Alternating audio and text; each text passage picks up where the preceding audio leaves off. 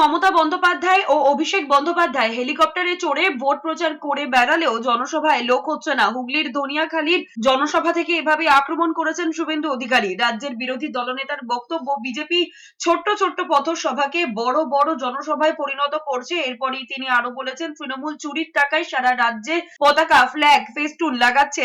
মুখ্যমন্ত্রী আর তার ভাইপো হেলিকপ্টার চড়ে ঘুরে বেড়াচ্ছেন, তাদের সভা সমিতিতে লোক হচ্ছে না। আমরা তো একটা ছোট্ট পথসভাকে জনসভা করে দিয়েছি। তাকিয়ে দেখুন, ডায়ে বাঁয়ে সব জায়গায় লোক।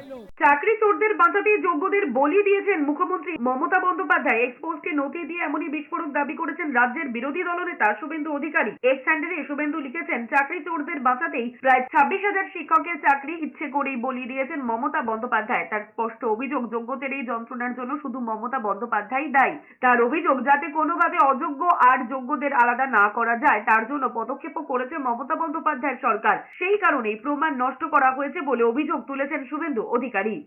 হাইকোর্টের জাজমেন্টে ডিভিশন বেঞ্চে যে হলফনামা এসএসসি দিয়েছে তার 242 নম্বর প্যারা অর্ডার কপিতে দেখুন, এসএসসি কে যোগ্য কে অযোগ্য এসএসসি দেয়নি। 5,400 এই অসীমা পাত্রর ভাইজি আছে। এদের বাঁচানোর জন্য আজকে হাজার হাজার যোগ্য প্রার্থীকে বলি দিলেন মমতা ব্যানার্জি।